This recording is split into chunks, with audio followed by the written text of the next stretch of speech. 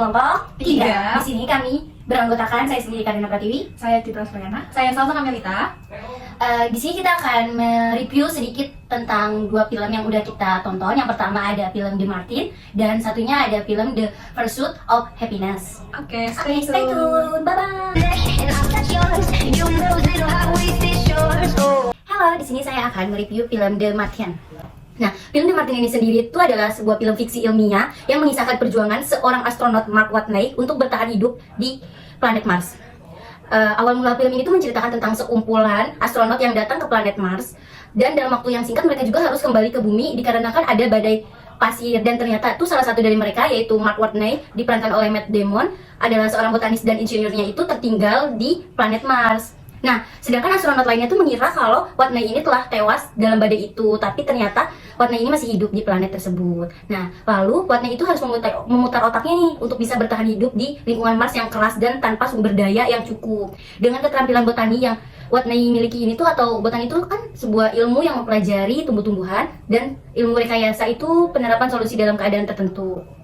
Nah, di situasi itu tuh Watney itu berhasil menumbuhkan kentang menggunakan tanah Mars yang dicampur dengan pupuk, air, dan sumber daya yang terbatas yang dimilikinya. Watney juga merekayasa sistem pendukung kehidupan yang cukup agar ia bisa bertahan di planet Mars selama 7 bulan. Di planet sana tuh juga Watney beberapa kali berusaha untuk memberi sinyal ke bumi. Pada akhirnya, di bumi mengetahui dan menerima sinyal dari Watney dan mendeteksi kalau Watney itu masih hidup dan segera merencanakan upaya penyelamatan Watney. Namun karena keterbatasan teknologi dan waktu, NASA dan para astronot di misi luar angkasa itu bekerja sama dalam satu operasi kompleks untuk membawa Watney pulang. Dalam situasi tersebut, pengorbanan dan kecerdasan ilmiah dari Watney ini berhasil menghubungi timnya, dan dengan bantuan rekan-rekannya di bumi luar angkasa, akhirnya Watney ini dapat diselamatkan. Film ini tuh mengangkat tema tentang ketangguhan, kreativitas, serta semangat pantang menyerah dalam menghadapi tantangan yang luar biasa di angkasa.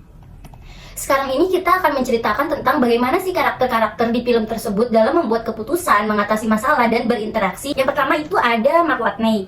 Nah, ini tuh adalah seorang peran utama ya. Di sini tuh Mark itu mengambil keputusan dengan penuh tekad dan inovatif setelah menyadari nih bahwa dirinya itu kan tertinggal di Mars. Ia tuh harus bertahan hidup di planet tersebut dengan sumber daya yang sangat terbatas dan mengoptimalkan peralatan yang ada. Keputusannya itu untuk bertani menggunakan tanah Mars untuk menanam lebih dari 100 kentang dan menghasilkan air dari hidrogen yang dicampur oleh oksigen itu menunjukkan bahwa kemampuan berpikir logisnya Mark Watney dan dapat berpikir di bawah tekanan.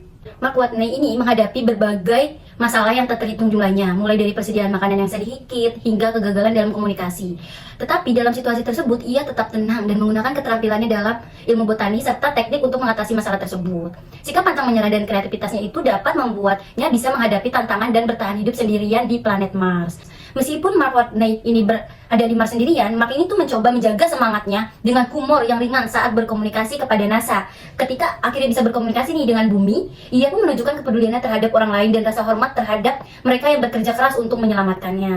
Nah, di sini tuh juga ada peran yang kedua, itu ada Melissa Lewis. Melissa Lewis ini sebagai Komandan Ares 3. Nah, sebagai pemimpin kru, Komandan Lewis ini mengambil tanggung jawab yang besar dalam membuat keputusan kritis, termasuk meninggalkan Mars yang ternyata Watney ini masih tertinggal di sana dan dia anggap meninggal. Namun ketika dia mengetahui ini ternyata Watney ini masih hidup, dia itu memutuskan langsung tuh untuk kembali ke Mars dan menghadapi resiko besar nantinya. Nah, dalam menghadapi masalah ini, Lewis itu menunjukkan kepemimpinan yang tenang dan tegas saat dihadapkan dengan masalah yang sangat besar. Dia tetap menjaga moral kru dan menjaga tekad yang kuat untuk menyelamatkan anggota timnya, meskipun dia bakalan menghadapi resiko yang sangat besar. Nah, Lewis ini tuh memiliki hubungan yang erat dengan krunya. Dia mendengarkan pendapat mereka, mendorong mereka untuk tetap fokus, menunjukkan empatinya, dedikasinya terhadap tim itu juga menunjukkan nilai kebersamaan yang kuat dan rasa tanggung jawab sebagai seorang pemimpin. Nah, selanjutnya di sini akan dijelaskan oleh teman saya. Halo guys, di sini saya akan melanjutkan, yaitu peran yang ketiga ada Vincent Kapor atau Direktur NASA untuk mulai misi Mars ini. Pengambilan keputusan ini, Kapor ini memiliki peran penting dalam pengambilan keputusan di NASA. Ketika mengetahui bahwa si Watney ini masih hidup, ia segera merancang cara untuk berkomunikasi nih sama si Watney itu di Mars. Keputusannya untuk mengeksplorasi setiap peluang menunjukkan sikap yang positif. Menghadapi masalahnya, Kapor ini menghadapi masalah biro aksi yang keterbatasan sumber daya, namun dia tetap mencari jalan untuk membantu Mars ini kembali ke bumi dengan upaya terbaik untuk membuat misi penyelamatan ini berhasil. Dan ada interaksi dengan orang lainnya. Si kapor ini berinteraksi dengan tim teknis yang eksklusif dengan NASA-nya ini, dengan profesionalisme dan kepedulian dia yang sangat kuat. Dia ini membangun tim yang kolaboratif yang mau bekerja keras untuk misi penyelamatan tersebut, serta menunjukkan komitmen buat pada nyawa si Mark ini yang berada di Mars. Yang keempat yaitu ada Tandy Sanders, yaitu direktur dari NASA sendiri. Pengambilan keputusan dia adalah harus membuat keputusan yang sulit dan mempertimbangkan segala hal demi keselamatan kru juga. Terus dengan reputasi NASA tersebut nih gitu, dia memiliki tindakan yang sulit, yang komparatif dan mempertimbangkan resiko setiap keputusan-keputusan mereka. Meskipun kadang ini keputusan itu tidak populer di kalangan stafnya. Nah, dengan mengatasi masalahnya, Teddy ini menghadapi tekanan yang besar dari pemerintah, publik pastinya, serta dari timnya sendiri. Dia fokus pada pencapaian misi tanpa resiko yang berlebih, dan kadang memilih pendekatan yang hati-hati. Keputusannya mencerminkan peran sebagai pemimpin perlu memikirkan keselamatan banyak orang. Yang interaksi dengan orang lainnya, Teddy ini secara formal dan penuh perhitungan dengan timnya. Meskipun kadang dipandang tidak fleksibel, dia sebenarnya memiliki empati dan menghargai usaha tim NASA. Mengatasi masalah, Mitch berfokus pada tindakan yang cepat dan tangkap untuk menyelamatkan Mark. Dia seringkali mempertanyakan keputusan yang komprehensif yang dibuat Teddy dan terus mendesak agar si penyelamatan ini tuh segera dilakukan. Keinginan yang kuat untuk menyelamatkan Mark menunjukkan prinsip yang tidak ingin meninggalkan siapapun, dan dia setia kawan, guys. Nah, interaksi dengan orang lain, Mitch ini sering berseberangan gitu, kayak prinsipnya tuh dengan Teddy karena perbedaan pendekatan. Namun ia tetap menunjukkan rasa hormat kepada Teddy dan bekerja untuk menyatukan pandangan agar mereka bisa menyelamatkan dengan timnya. Selanjutnya akan diceritakan oleh teman saya, Citra Al-Ispayana. Baik, di sini saya akan melanjutkan bagaimana perusahaan tersebut menerapkan prinsip-prinsip manajemen operasional dalam praktik dari film The Martian. Nah, dalam film ini, prinsip-prinsip manajemen operasional terlihat diterapkan dalam berbagai aspek saat NASA berusaha untuk menyelamatkan astronot Whitney yang terdampar di Mars. Meskipun ceritanya fiksi ilmiah, banyak prinsip manajemen operasional yang tampak dalam upaya penyelamatan ini. Yang pertama, efisiensi dan pemanfaatan sumber daya. Saat Whitney terdampar di Mars, memiliki sumber daya yang sangat terbatas, termasuk makanan, air, dan oksigen. Ia harus mengelola persediaan tersebut secara efisien agar dapat bertahan hidup hingga bantuan tiba. Salah satu langkah kreatifnya adalah menanam kentang menggunakan tanah Mars yang dicampur dengan pupuk alami. Yang kedua itu dampak dari pemanfaatan sumber daya. Secara efektif ini merupakan contoh prinsip efisiensi dalam manajemen operasional. Whitney merancang solusi untuk memaksimalkan persediaannya dalam jangka waktu yang lebih lama, yang mencerminkan pentingnya efisiensi dalam situasi kritis. Yang kedua ada manajemen risiko dan pengambilan keputusan. Jadi baik di Mars maupun di bumi, tim dari NASA harus menghadapi berbagai risiko yang tak terduga. Jadi mereka melakukan analisis risiko mendalam dan mempertimbangkan berbagai skenario untuk setiap keputusan yang mereka buat, termasuk bagaimana nih cara terbaik untuk menyelamatkan Whitney. Terus ada dampaknya. Jadi si NASA ini menerapkan manajemen risiko dengan hati-hati, dengan memilih opsi yang paling mungkin berhasil dengan risiko yang minimal. Terus manajemen risiko yang baik membantu memastikan bahwa setiap langkah yang diambil memiliki potensi kesuksesan yang tinggi sesuai dengan prinsip manajemen operasional yang menjaga stabilitas operasi meski menghadapi situasi darurat. Yang ketiga itu ada pengendalian dan pengawasan kualitas. Jadi dalam proses penyelamatan Whitney, si NASA dan timnya ini memeriksa setiap detail teknis, kayak mulai dari kualitas komunikasi hingga peralatan penyelamatannya. Seperti kapal antariksa Hermes, pengawasan kualitas dilakukan secara ketat untuk memastikan bahwa tidak ada kesalahan yang membahayakan keselamatan mereka. Terus ada dampaknya. Jadi dampaknya itu pengendalian kualitas yang ketat, memastikan bahwa peralatan yang digunakan dalam penyelamatan berfungsi dengan baik dan aman. Jadi dalam manajemen operasional, pengendalian kualitas ini sangat penting dalam industri yang beresiko tinggi seperti penerbangan dan eksplorasi antariksa. Selanjutnya akan diceritakan oleh Kartina Pratiwi. Baik, selanjutnya di sini ada manajemen waktu dan ketepatan operasional. Setiap rencana dalam penyelamatan Whitney ini tuh harus dipikirkan dengan waktu yang tepat karena Whitney ini hanya memiliki persediaan yang sangat sedikit dan terbatas. Di sini tuh NASA tuh perlu nih menghitung waktu yang tepat karena waktu tepat untuk peluncuran yang akurat ini tuh untuk memastikan bahwa bantuan itu bakalan tiba tepat waktu serta mengkoordinasikan misi penyelamatan dengan kru Hermes. Nah, dalam manajemen waktu yang ketat ini mampu memastikan setiap tindakan disinkronkan dengan tepat sehingga semua sumber daya dan misi ini harus sesuai dengan jadwal yang sudah ditentukan. Prinsip ketepatan waktu ini sangat penting untuk memastikan operasi dapat berjalan dengan berhasil tanpa keterlambatan yang beresiko tinggi bagi Whitney itu sendiri. Nah, yang ketujuh ini ada penggunaan teknologi yang canggih. NASA ini sangat memanfaatkan berbagai teknologi yang canggih seperti sistem komunikasi jarak jauh, jauh, robotika, dan simulasi komputer untuk mendukung upaya penyelamatan Whitney. Teknologi itu memungkinkan mereka memantau kondisi Whitney di Mars dan menguji prosedur penyelamatan dan melakukan berbagai pengukuran presisi. Nah, teknologi ini juga tuh memungkinkan nih pelaksanaan operasi yang lebih efektif dan efisien dalam lingkungan yang berbahaya. Prinsip penggunaan teknologi dalam manajemen operasional ini tuh sangat memungkinkan NASA untuk memastikan keberhasilan misi dan meminimalkan sebuah risiko yang bakal terjadi untuk NASA-nya sendiri ataupun untuk Whitney. Baik, sekarang kita masuk ke kesimpulannya. Kesimpulannya ini dalam film ini tuh memberikan sebuah contoh penerapan prinsip-prinsip manajemen operasional dalam konteks penyelamatan nyawa dalam situasi yang sangat kritis. Nah, selain itu mengintegrasikan efisiensi manajemen risiko, inovasi, pengendalian kualitas, kolaborasi, dan teknologi itu untuk menghadapi sebuah tantangan. Manajemen operasional yang terstruktur ini membantu NASA dan Whitney tetap bertahan dan meraih keberhasilan dalam penyelamatan penuh tekanan ini. Jadi, saya akan melanjutkan di film 2 ini yang berjudul The Pursuit of Happiness yang diperankan oleh Chris Gardner. Ia menghadapi kenyataan yang sulit, hidupnya itu diuji kemampuannya dengan keterbatasan ekonomi yang dia punya dan mempertahankan apa yang ada. Dia juga harus lebih sigap dalam membuat keputusan, mengatasi masalah, dan berinteraksi dengan orang lain. The Pursuit of Happiness ini adalah film dari kisah nyata dari kehidupan Chris Gardner. Film ini menceritakan perjuangan Chris yang diperankan oleh Will Smith, seorang pria yang mengalami kesulitan keuangan ekstern namun bertekad memberikan kehidupan yang lebih baik kepada anaknya yang namanya Christopher. Awalnya Chris ini adalah penjual alat medis sehingga membuat keuangannya berantakan karena si alat medis ini tuh nggak terjual, tapi dia tuh membuat stoknya banyak, sedangkan pemasukan dia itu tidak ada dan tidak terjual satupun, mengakibatkan keuangan dia itu semakin anjlok. Nah, Chris tetap merawat anaknya dan berusaha keras untuk memenuhi kebutuhan hidupnya. Dalam situasi ini, ia pun nggak putus asa dan menemukan kesempatan magang tanpa bayaran sebagai pialang saham di perusahaan Dinwiddie yang menawarkan peluang besar bagi masa depannya. Sepanjang film, Chris dan anaknya menghadapi banyak sekali kesulitan, termasuk tunawisma dan keterbatasan ekonomi yang memaksanya untuk tidur di kamar mandi umum atau di tempat-tempat penampungan. Namun, dengan keteguhan hati, kerja keras, dan cintanya kepada anaknya, Chris tetap bertahan dan bekerja tanpa lelah untuk mencapai kesuksesan. Pada akhirnya, perjuangan Chris pun membuahkan hasil. Dia berhasil mendapatkan posisi tetap di perusahaan dan kemudian menjadi awal perjalanan karir yang sukses. Di dunia keuangan, The Pursuit of Happiness ini mengajarkan tentang pentingnya ketangguhan, pengorbanan, dan harapan dalam menghadapi tantangan hidup. Saat membuat keputusan, Chris Gardner ini seringkali dihadapkan dengan pilihan-pilihan yang sulit. Salah satu keputusan besarnya adalah memilih untuk mengejar karir di bidang keuangan. Meski itu berarti dia harus mengikuti pelatihan tanpa bayaran dan menghadapi ketidakpastian. Keputusan ini didasarkan pada keyakinan yang kuat bahwa jalur ini bisa memberikan kehidupan yang lebih baik antara dia dan anaknya. Walaupun penuh resiko, dia mengambil keputusan yang berfokus pada masa depan dan bertahan dengan keyakinan tinggi.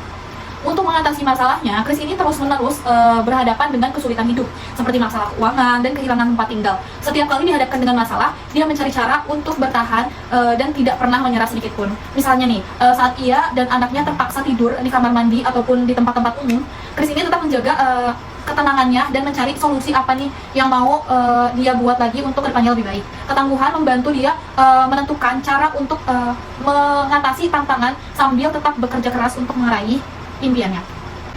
Tentang berinteraksi dengan orang lain, hubungan Chris dengan anaknya ini adalah salah satu emosional yang paling kuat dalam film ini. Ia selalu berusaha menjadi sosok ayah yang sangat baik walaupun dia menghadapi situasi yang sulit dan berusaha melindungi anaknya dan memberikan teladan yang positif. Dalam pekerjaannya, Chris juga berusaha berinteraksi dengan para profesor dengan sikap yang baik dan sopan. Dan ia menunjukkan ketangguhannya meskipun berasal dari latar belakang yang berbeda. Dia menggunakan kemampuan interpersonalnya untuk membangun kepercayaan dan mendapatkan peluang dunia kerja yang kompetitif.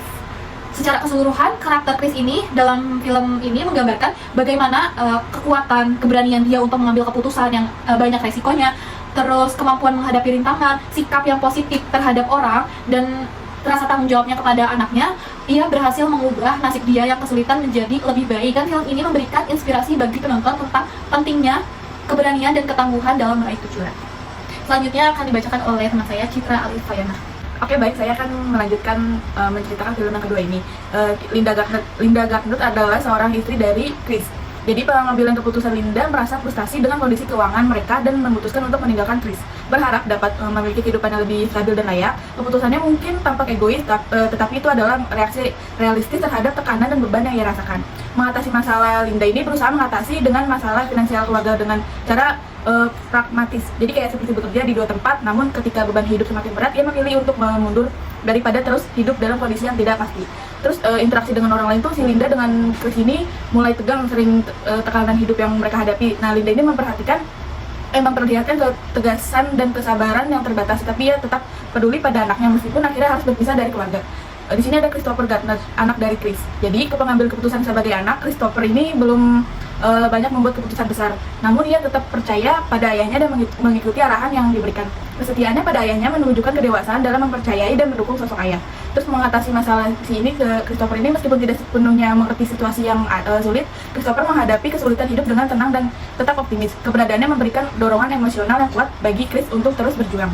Si Christopher ini menunjukkan kasih sayang dan rasa hormat yang besar terhadap ayahnya, serta keingintahuannya sebagai anak-anak yang wajar. Ia menjadi sumber motivasi dan harapan bagi Chris dalam mengatasi kesulitan. Di sini ada Jay Twistle, atasan Chris di Dean Witter. Pengambil keputusan Jay ini adalah karakter yang bijaksana dan bersedia memberi kesempatan kepada Chris meskipun ia tahu latar belakangnya yang sulit. Jadi keputusan untuk mempertimbangkan kemampuan Chris menunjukkan pandangannya yang adil dan profesional. Terus di sini ada Jay itu mengatasi masalahnya sebagai atasan, berusaha memastikan lingkungan kerja yang baik bagi semua karyawan. Ia fokus pada kualitas kerja dan menunjukkan dukungan kepada Chris saat menghadapi tantangan pribadinya. Di sini ada bagaimana perusahaan tersebut menerapkan prinsip-prinsip manajemen operasional dalam praktik. Dari film The Pursuit of Happiness ini, meskipun fokus utamanya adalah perjuangan pribadi Chris Gardner, terdapat beberapa prinsip manajemen operasional yang terlihat diterapkan oleh perusahaan pialang saham Dan Whitner. Beberapa prinsip manajemen operasional yang tampak di perusahaan tersebut meliputi, pertama itu ada efisiensi dan produktivitas. Jadi si Dan ini sangat menekankan produktivitas dalam pekerjaan mereka untuk menjadi sukses. Karyawan dituntut untuk memenuhi target tertentu seperti jumlah panggilan dan jumlah klien yang mereka raih. Terus dampaknya itu kayak penerapan target itu menciptakan lingkungan yang kompetitif yang mendorong Chris dan rekan-rekannya untuk bekerja lebih efisien. Kedua, ada kualitas layanan pelanggan. Si Dan Whittle ini menerapkan pentingnya layanan pelanggan yang baik. Pialang saham diterapkan dapat menjalin hubungan yang kuat dengan klien dan memberikan saran yang berkualitas tinggi agar mereka puas dan percaya pada perusahaan. Dampaknya kayak Chris sebagai calon pialang mengerti bahwa membangun kepercayaan dengan klien adalah kunci keberhasilannya. Fokus pada kepuasan klien mencerminkan prinsip kayak customer service excellence dalam manajemen operasional, di mana perusahaan memprioritaskan pelayanan yang baik untuk mempertahankan dan menarik klien. Ketiga itu ada peningkatan dan pengembangan sumber daya manusia. Jadi program magang ini di Dean Witter adalah salah satu contoh penerapan prinsip ini. Mereka merekrut sejumlah calon karyawan, melatih mereka dan menilai kinerja mereka secara ketat sebelum memutuskan siapa yang akan diterima sebagai karyawan tetap.